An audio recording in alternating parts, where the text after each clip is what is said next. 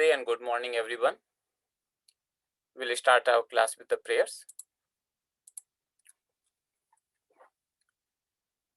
Om Gurur Brahma Gurur Vishnu Gurur Devo Maheshwaraha Guru Sakshat Parabrahma Tasmai Shri Gurave Namaha. Om Sahana Vavatu Sahanau Bhunaktu Sah Viryam Karvavahai Tejasvinavadhitamastu Ma Vidvishavahai. Om Shanti Shanti Shanti. Now we'll chant Mahamrityunjaya mantra 3 times to pray for those who are in suffering. Om Trayambakam Yajamahe Sugandhim Pushtivardhanam Urvarukam Iva Bandhanan Mrutyurmukshiyamamrutat. Om Trayambakam Yajamahe Sugandhim Pushtivardhanam Urvarukam Iva Bandhanan Mrutyurmukshiyamamrutat. Om Trayambakam Yajamahe Sugandhim Pushtivardhanam Urvarukam Eva Bandhanan Mrutyurmukshiyamamrutat. Om Shanti Shanti Shanti. Welcome everyone.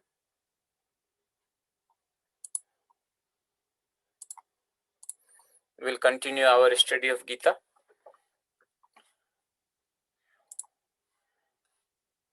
Last time we had covered this verse number 26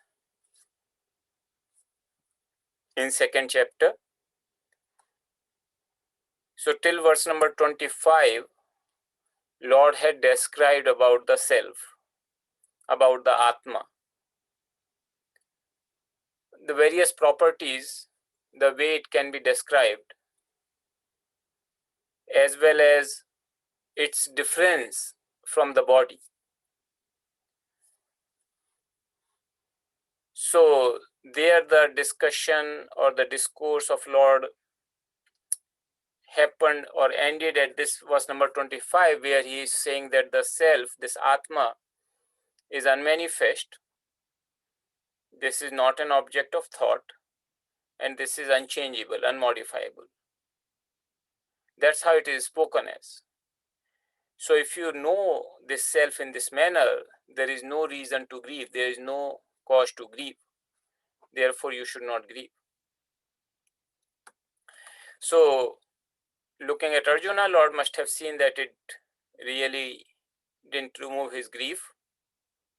So he takes another line to make Arjuna understand that why grief is not proper, why grief is not valid, why grief, lamenting is not justified.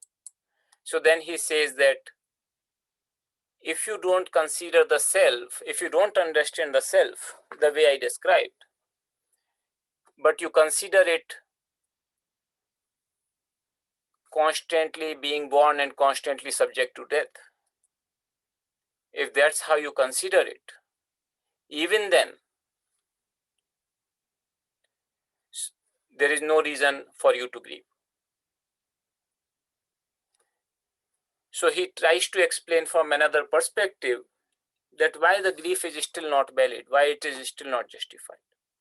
So the next two verses, which we'll study today, look into that aspect, that he is talking from this perspective, that Arjuna, the truth I told you. But if you are not in a position to be able to grasp the truth, despite my telling, and you have a different understanding of the self, even with that understanding, there is no cause for grief. So we'll see how come. So that is what is being described now.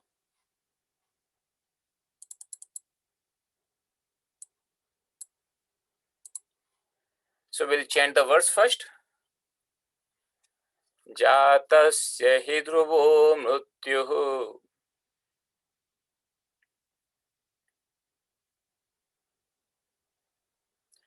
dhruvam janma mrutasya cha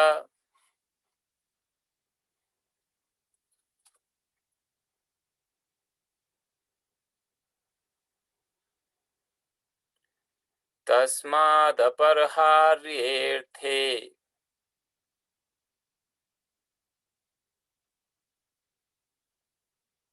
na tvam shochitum arhasi.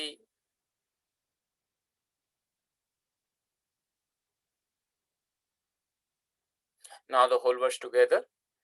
Jatasya hi dhruvo mrutyuh dhruvam janma mrutasya cha tasmad aparharyerthe na tvam shochitum arhasi.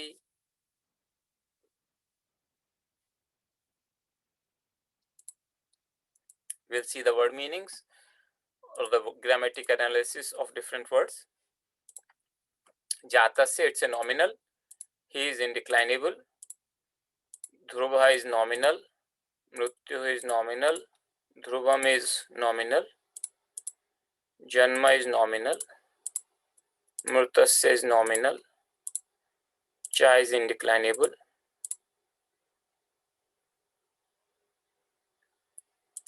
Tasmat is indeclinable.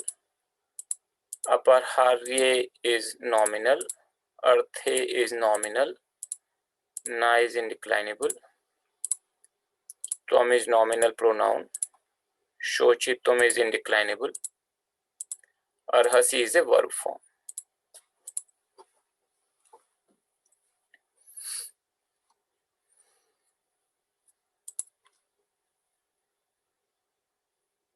So we see only one verb.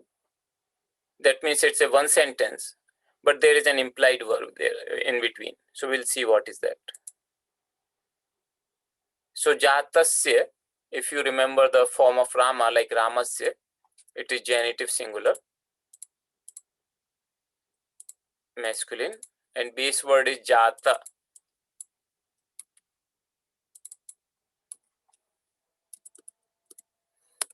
Jata means one who is born. Or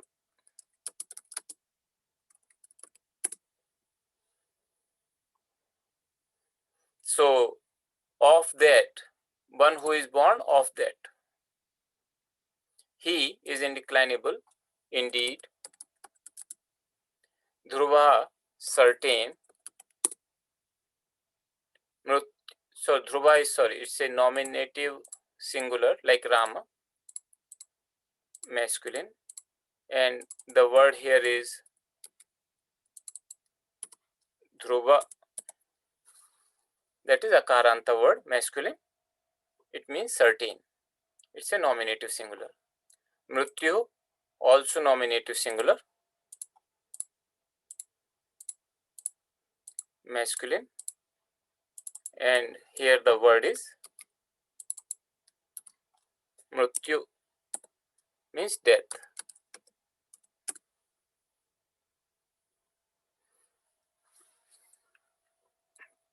So this is essentially one sentence. Here the word asti is implied, the verb form. So one who is born, indeed it is certain that death is also. So death is certain. So for the one, instead of will in English we will probably say more like for. So for one who is born, death is certain. That is the simple meaning of this sentence. For one who is born, death is certain. Here dhruvam, the same word has been now put in the nominative, in the neuter form, but it's a nominative singular.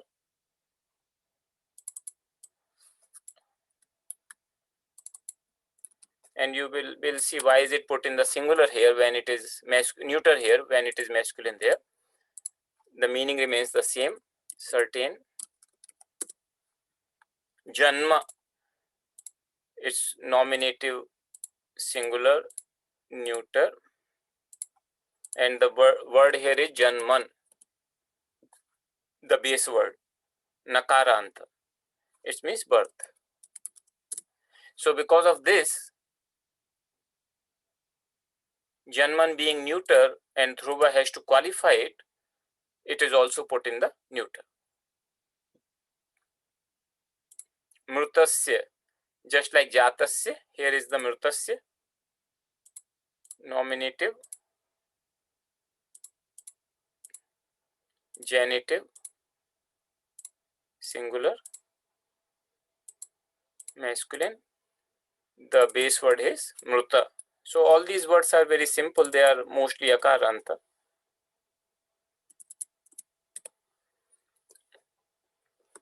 Mruta one means one who is dead.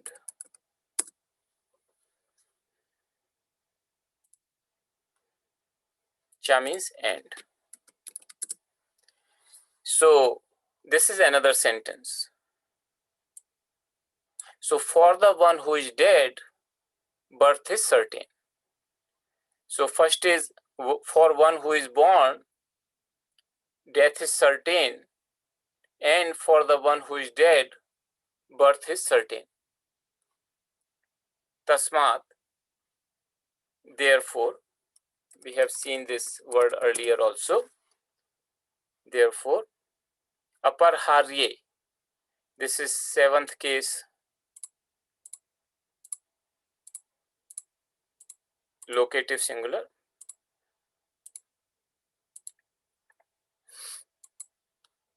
Aparharye.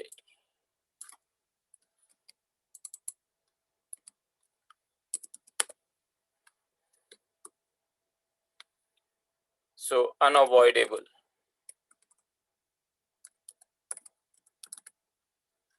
Aparharye means unavoidable. Arthe, this is also locative singular.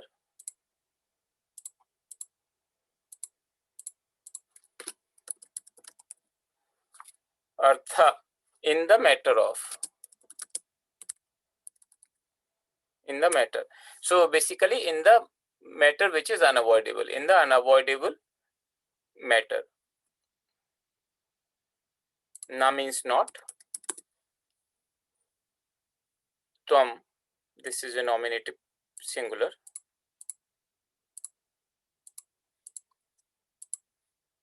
Masculine. Here the base word is Yushmat.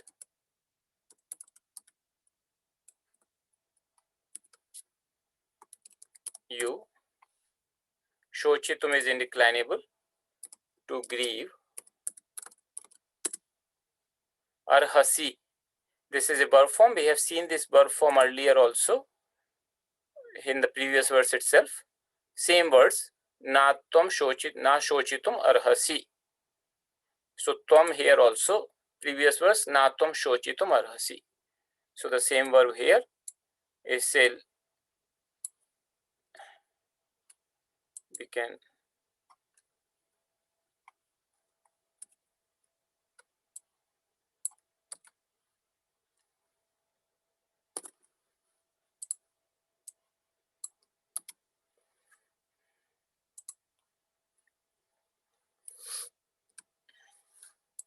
So it's a latlakara, second person singular, parasmipadi, arha dhatu, to deserve or to be worthy of.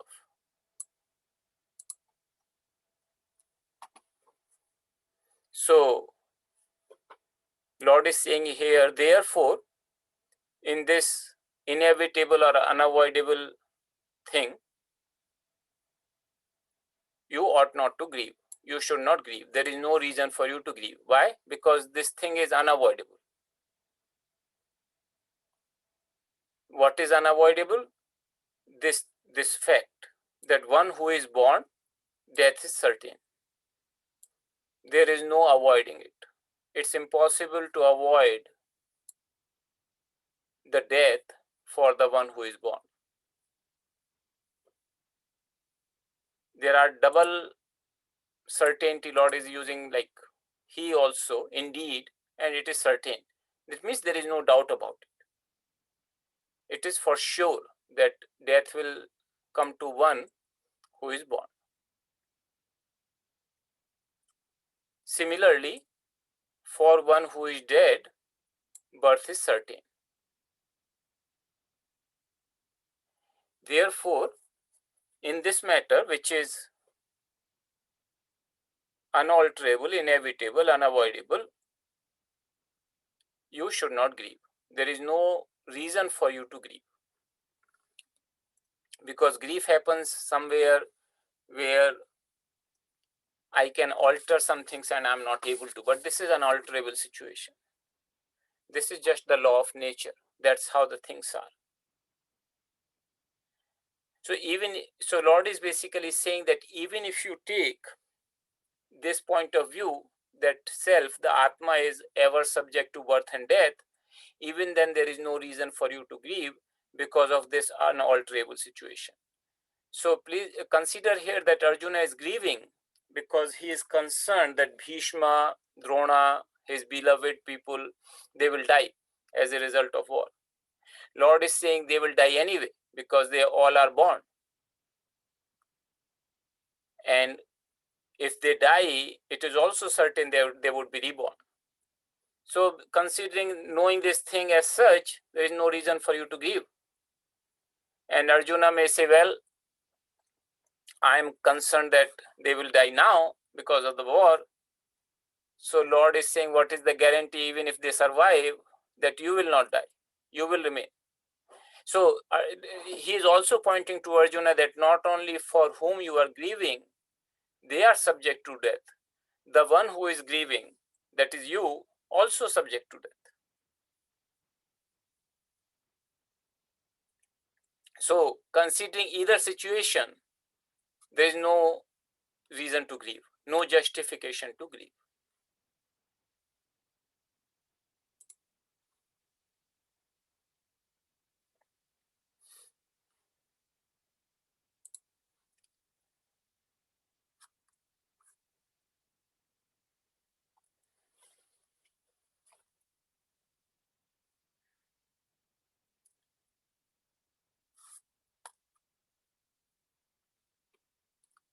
Guruji has said multiple times in his discourses, there is a famous verse, Nishwase nahi vishwasa.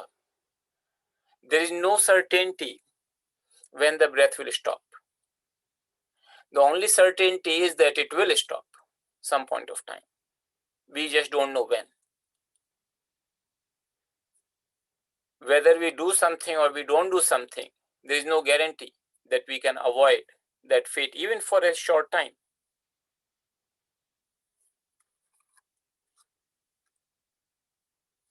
There is a story of Parikshit. He was a king,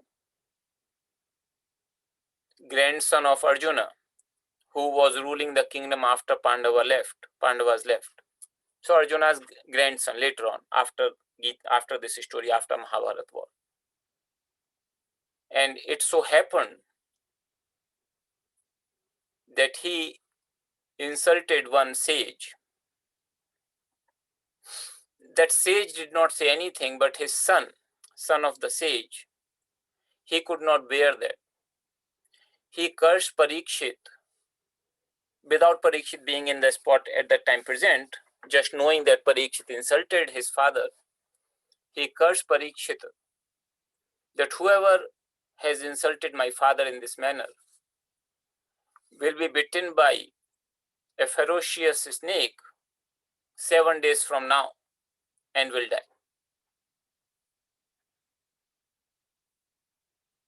So when Parikshit, he learnt of that curse, that he only has 7 days to live, he approached different sages and saints to know that what is my duty, what should I do? I have only 7 days left. So then Shukadeva came. When he heard this thing from Parikshit, he started laughing. Parikshit said, why are you laughing? I will be dead after 7 days. And I am so concerned. And he told Parikshit that you are saying you have 7 days to live, that means you know for sure that death will not approach you for next 7 days. But for me, I cannot say that death will not approach me in the next moment. I'm not sure of even next moment. So death is certain, it's just the time is not certain. We do not know when. This thing that one who is born is certain to die. Just like the sunrise and sunset.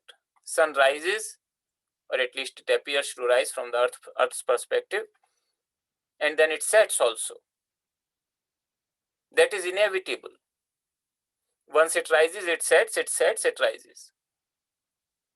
So the same inevitable cycle that somebody starts grieving, oh, now the evening is coming, and he starts grieving, is a sign of foolishness or not understanding the unalterable law of nature. So therefore, Lord is telling Arjuna that understand that this is the truth of life, and therefore there is no need to grieve. There is also a prayer in English, this is called serenity prayer, that God grant me the serenity to accept the things I can change, courage to change the things I can, and wisdom to know the difference. So this is one thing Lord is telling Arjuna, that this is unchangeable. Therefore, no point in grieving about it. Then coming to the next verse.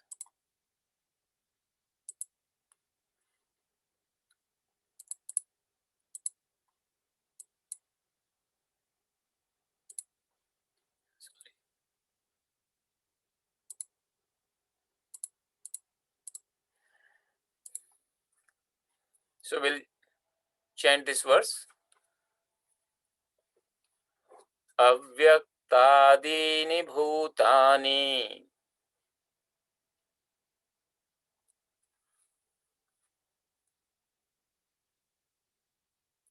vyaktamadhyani bharata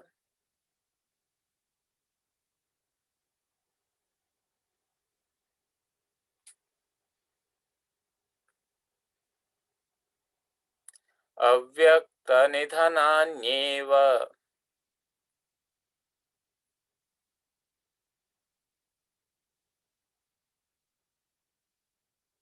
tatra ka paridevana.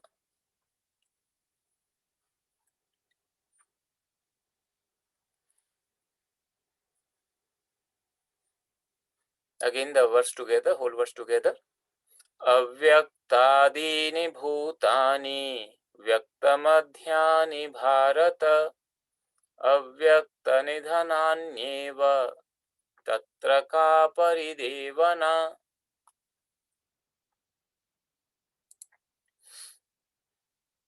This is probably the shortest verse in terms of number of individual words. Very few individual words. Avyaktadini, this is a nominal. Bhutani is a nominal. Vyaktamadhyani is a nominal. Bharata is a nominal. Avyaktanidhanani is also nominal. This is indeclinable. This is indeclinable. This is nominal pronoun. This is nominal. So as you see that there is no verb, and we have discussed that without a verb the Sanskrit sentence is not complete. That means verb is implied, and you can probably see here in the Anvaya that we have provided the implied verbs here.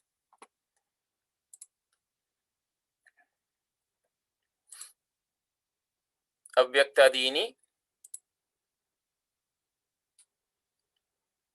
nominative,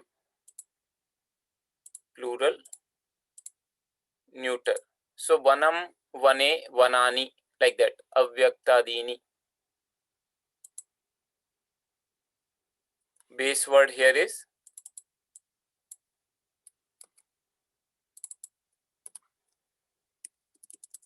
avyaktadi. So this is a compound word, avyakta adi. Vyakta means manifest, Avyakta means unmanifest, and Adi means beginning. One who is unmanifest in the beginning.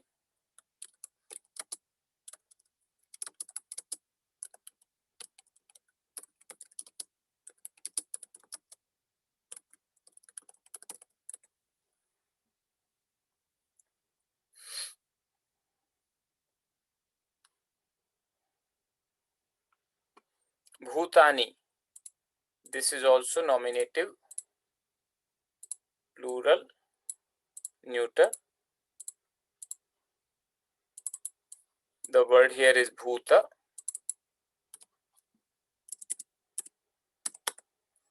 Living being.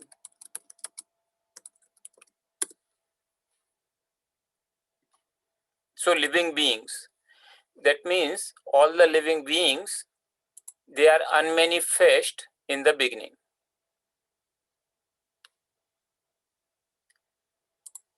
Vyakta madhyani. Same pattern, nominative, plural, neuter,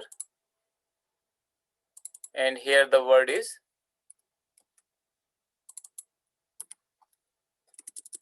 Vyakta madhya. Vyakta means manifest, madhya means middle. So manifest in the mid, one who is manifest in the middle.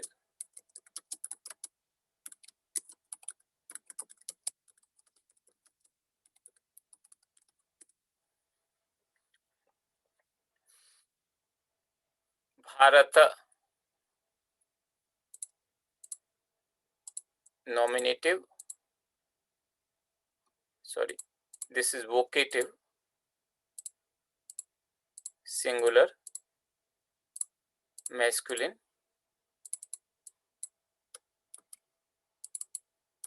Bharata. So this is a word we have seen earlier also. This refers to the one who is born in the clan of Bharata. There was a ancient king in the lineage of Arjuna whose name was Bharata. So all the descendants, they are called Bharata. So here Lord is addressing Arjuna. So it is for Arjuna, saying that Arjuna of Bharata, who is born in this particular clan of Bharata. Avyakta nidhanani, just like Avyaktadini, Vyaktamadhyani, Avyakta nidhanani. This is also nominative, plural,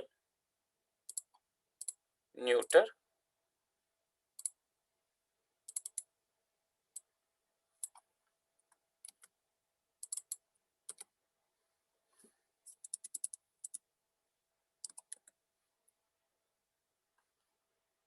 So just like Avyakta Adi was the beginning and Avyakta is unmanifest. Here Avyakta is unmanifest and Nidhana means death. So one who is unmanifest in death or after death.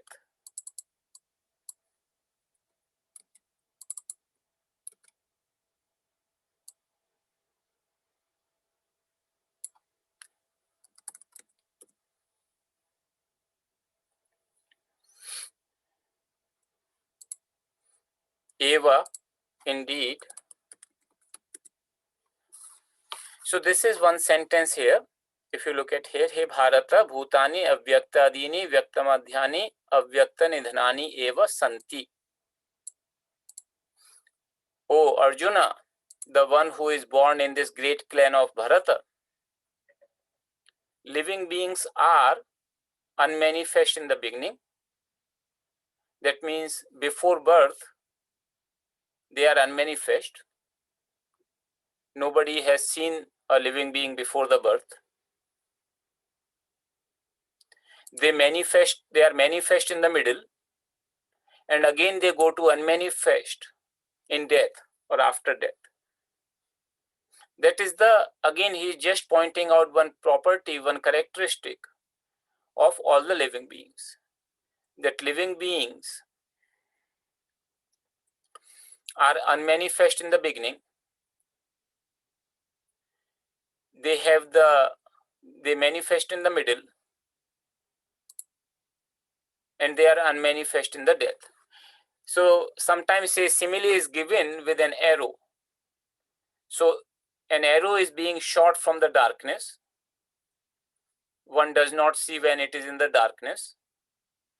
Then an area comes where there is a light. Arrow passes through that lighted area and is visible. And again it gets into an area which is dark, and again it becomes invisible, unmanifest. So even though journey of arrow is continuous, we only perceive the portion which we see, that is in the light. Before it comes into light, it is unmanifest. After it goes away from the light, it is unmanifest. Middle portion is manifest. That is the state of living beings.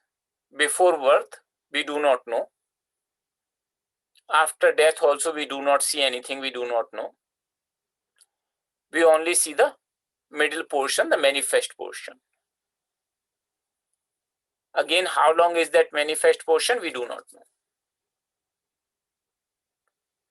But this is the state of all the living beings.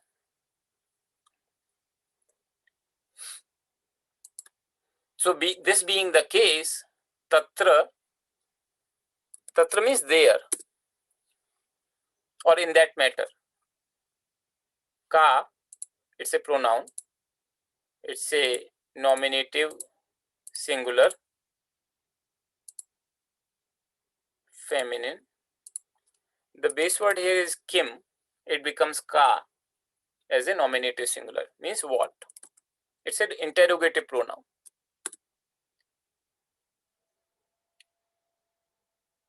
Paridevana.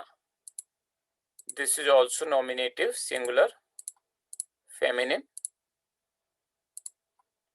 And here the base word is the same as akaranta feminine. Paridevana means grief. So there, in that matter, asti is the verb we supplied. What is the grief? That means what is there to grieve? That's where it essentially means that this is the case. I mean, this is the truth of nature, that living beings are unmanifest in the beginning. So all these people whom you are lamenting about, Bhishma, Drona, you are just seeing their middle part and you see that they manifest, and you are worried about that they will die, but death is nothing but basically them going into the unmanifest, the manifest becoming unmanifest, and you can't stop that. You can change that. Not only for Bhishma and Drona, but also for yourself. This is just how the living beings are. All the living beings pass through this thing, that unmanifest in the beginning, manifest in the middle, and again unmanifest in the death. So what is there to grieve about it? That's how it is. So essentially what Lord is describing here is that considering the things as they are, even if you take another view, that self is constantly subject to birth and death, there is still no cause for sorrow. So a person who understands the self as beyond birth and death, never subject to any change, that person certainly will not have sorrow, because that self is unchangeable. But even if a person does not understand that aspect of the self, but considers self as constantly subject to birth and death, as most of the people in this world are, we don't understand the self, ourselves, as unchangeable beings, ever eternal beings without subject to birth and death. We do not understand, most of us, this aspect of the self. We take ourselves, the self, as constant subject to birth and death. But even then, even in that case, Lord is saying that there is no room for sorrow. And why is there no room for sorrow? Because the nature of the thing is that one who is born, the death is certain, and for the one who is dead, the birth is certain. So, and this is unavoidable. So you ought not to grieve. And this he is telling about this flimsy nature of the life, that all the living beings, what you are seeing only is the manifest portion. You do not know the unmanifest portion, which is the beginning or the end. That is not seen. But that's how it is. They are unmanifest in the beginning, unmanifest in the death. Only the middle portion, that is manifest. So what is there to grieve? And we do not know how long is the manifest portion. There was a famous philosopher who was Guru of Adi Shankara, actually great Guru of Adi Shankara, grand Guru, Guru of Guru, Acharya Gaudapada. He wrote a commentary on Mandukya Upanishad. It is known as Mandukya Karikas. So there he gives this principle that something which does not exist in the beginning, something which does not exist in the end, it appears to exist in the middle, essentially it doesn't exist at all.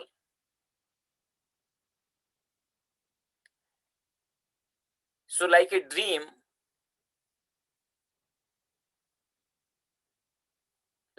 world was not there in the beginning, it is not there in the end, and even when one is dreaming, it is not there actually. Despite its appearance, it is not there. So from this principle, one can also derive that principle that self alone is, and whatever is unmanifest is actually unmanifest, despite it appearing as manifest in the middle. So I just wanted to give you that perspective also of Acharya Gaudapada. So with this, I'll take the questions. If you have any, please feel free to send any questions you have.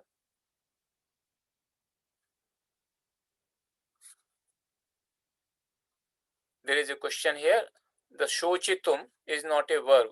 So this is the shochitum, and this word has come earlier also. We discussed about it, that it is not a verb, it's indeclinable. The word itself is derived from a verb, shuj, that is to grieve. But it's a tumun pratyaya. We studied in Sanskrit class. So tumun pratyaya makes it infinitive participle kind of thing, and it makes the form as indeclinable. It simply means that irrespective of the gender, irrespective of the person or the tense, the form of this word does not undergo any change. So it's indeclinable.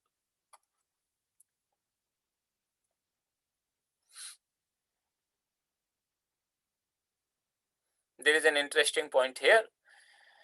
In a previous class, you told that self neither does any action nor causes to do any action. But the masters often told that soul is doing everything. The soul is seeing through your eyes, walking through your feet. So this is a very interesting point, and it requires probably longer discussion than this class may allow. Lord actually himself in Gita says at some point that I do not do anything, and at the same time he will say that nothing happens without my will.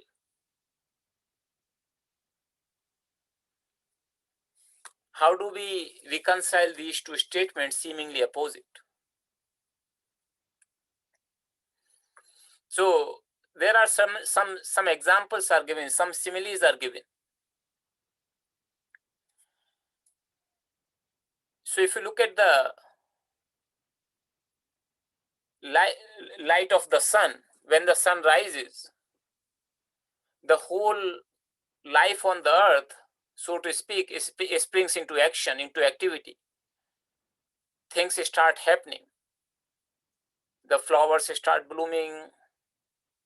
The people start getting up, going to the work. Everything happens because of the presence of sun.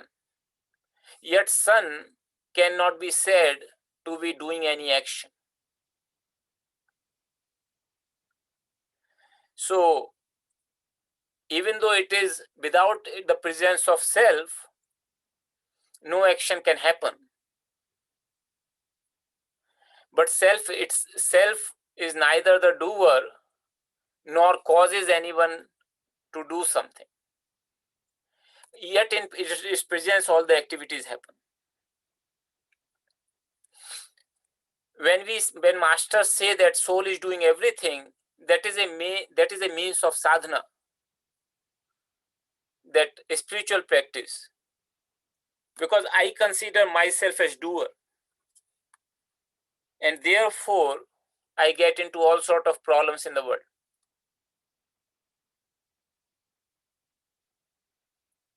So because of this sense of doership, I also become responsible, and I also consider myself as the author of the fruits of the action, and get into a lot of trouble because of that. Actually, all the griefs in the life are because of that particular reason. So if you consider that the soul is doing everything, the power of God, so the way it is also described is that Purusha and Prakriti. The Prakriti is a power of the self. It's also described as Maya, which is the power causing everything to move in this universe. The self itself is completely unaffected by the Maya. Yet the Maya does not exist separate from the self. It is considered an inescrutable power of the self. So if you consider the self alone is there, including the power which does, then you can say soul is doing everything. On the other hand, if you consider Maya as neither existing nor non-existing power of the self, and self is completely unaffected, then you can see it from that perspective. So I'm not sure if it got clarified anything, but it is something which is a very interesting thing, and this probably we might, when we start Bhagavad Gita later on, we might have more verses which throw more light on this particular aspect. How do we know with human sense that one who dies will be born again? It is based on faith, isn't it? So from the perspective of human senses, we do not know that one who dies will be born again. That is true.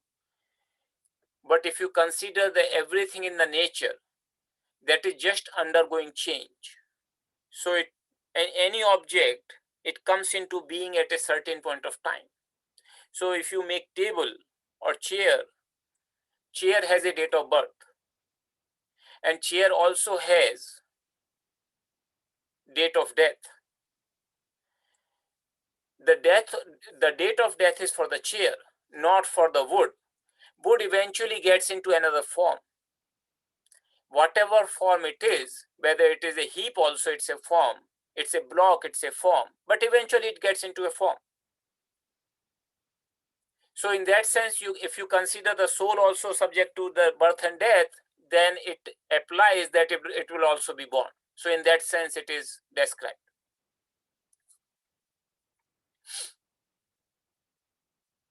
So Shochitum means grief, Paridevna means grief. Yes, Shochitum means to grieve. So it becomes an infinitive participle. Paridevana, on the other hand, is a noun. So just the meaning is about the same, but the application is different grammatically.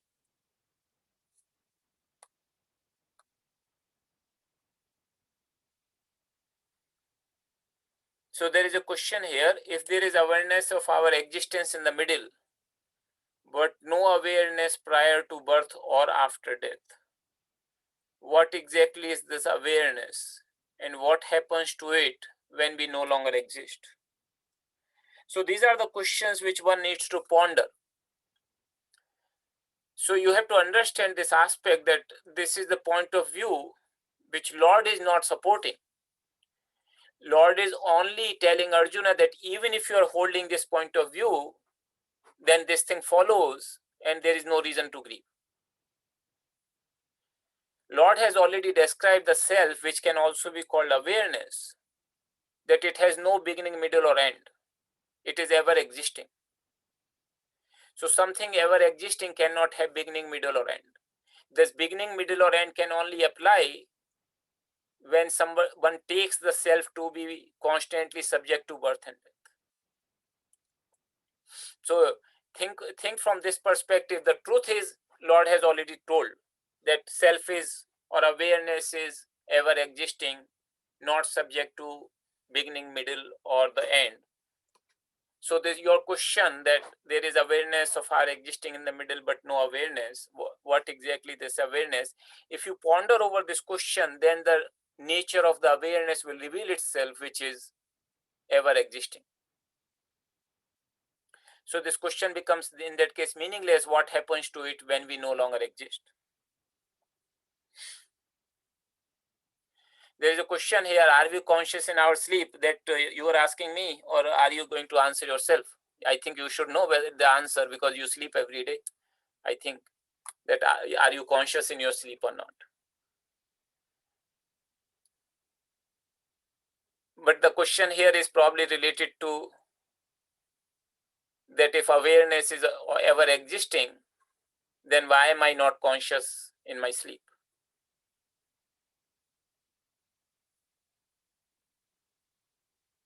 So when you are conscious of something, when in the wakeful state, you are conscious of something. So you see the trees, for example, you are conscious of the tree as well as you are conscious of yourself as one who is seeing the tree, one who knows the tree, one who knows this wakeful state. And in that wakeful state, one who knows different objects. So that awareness, that self-aware, that I am aware, that I am in a wakeful state. And in that wakeful state, I am aware of all the objects. Therefore, what happens in sleep? There are no objects to be aware of because mind is merged. So because there is no mind to perceive, there is no awareness of any objects.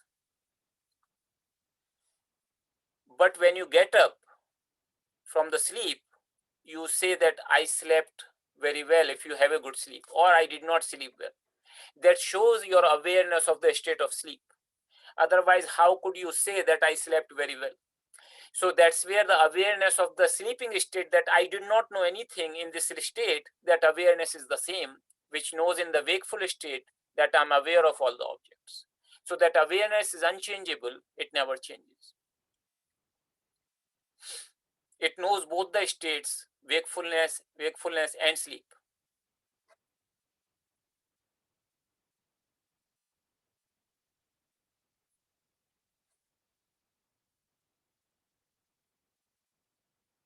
There is a question here, after death of body we are, but without body, till we get a new body. But if we die consciously, we will not come back, says Krishna in Bhagavad Gita.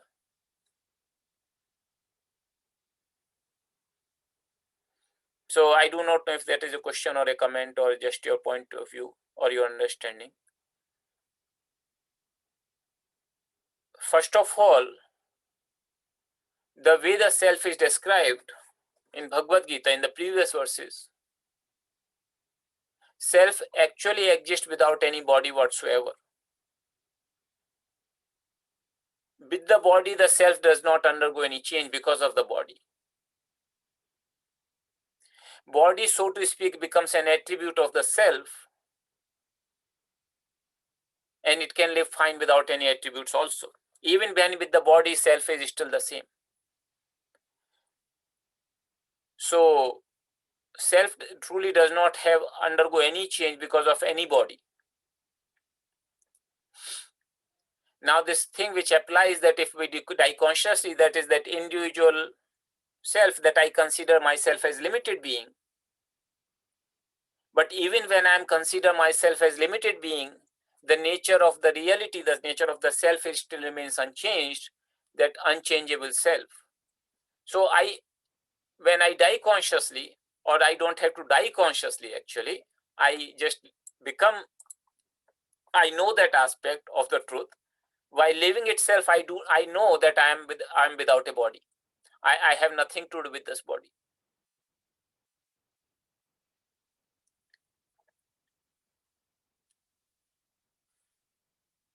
There is a question here. How can I truly capture this knowledge that we should not grieve? I understand the theory, but I still grieve when someone dies. So true. You have said something very true.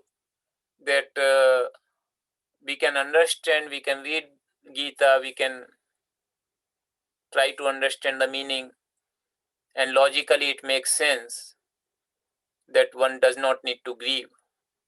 Yet grief is still there. Not only when someone dies, that of course is a very situation which causes the grief almost for everyone. But even in day-to-day things, the grief comes to me. So how can I capture this knowledge? And truly, because we do not understand the Lord, not only we do not understand, that Lord has said, even Arjuna did not understand in the previous verses when Lord described this knowledge. Therefore, Lord came to this track that even if you do not accept the self as I told you, but have this understanding, there is no reason to grieve. How do I make this knowledge as a part of my life? How do I really overcome the grief? That is where all the spiritual practices are given by the masters. Like we practice Kriya Yoga. So slowly, what happens? This knowledge does not manifest in us. This does not become a part and parcel of us because of impurities of the mind. What is impurity of the mind? Impurity of the mind is in terms of very strong preferences, raga and dvesha, the very strong likes and dislikes. That this thing must happen or this thing should not happen. So a sadhana, a spiritual practice is given that helps to purify the mind. In a pure mind, this knowledge shines easily. That's what the scriptures and masters say. When this knowledge shines, then that knowledge becomes really a part and parcel of you, not separate from you, and grief goes forever. So there are different kinds of sadhana, of course. One can contemplate on these things which we are discussing, and one that is a sadhana in itself. One can do yoga and pranayama, like Kriya Yoga is a wonderful sadhana. One can do chanting of the Lord's name, that is another sadhana. So there are a lot of sadhanas are given, and those help. Even if we do not capture this knowledge in totality, when one starts walking on the path of sadhana sincerely, mind gets purified, and to a large extent one is able to overcome the grief. Not completely. The completely it happens thoroughly and without any shade of doubt when this knowledge becomes really part and parcel of us. So thank you for all these discussions. If there are no more questions, we'll close the class with the prayers.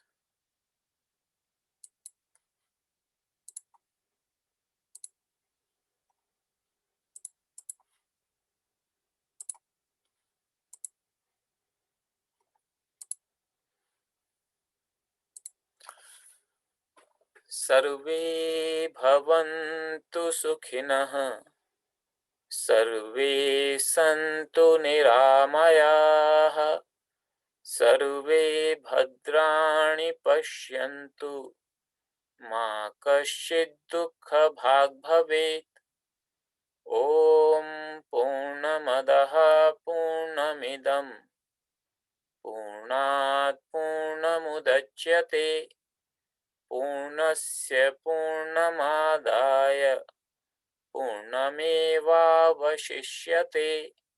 ॐ शान्तिः शान्तिः शान्तिः। Thank you all.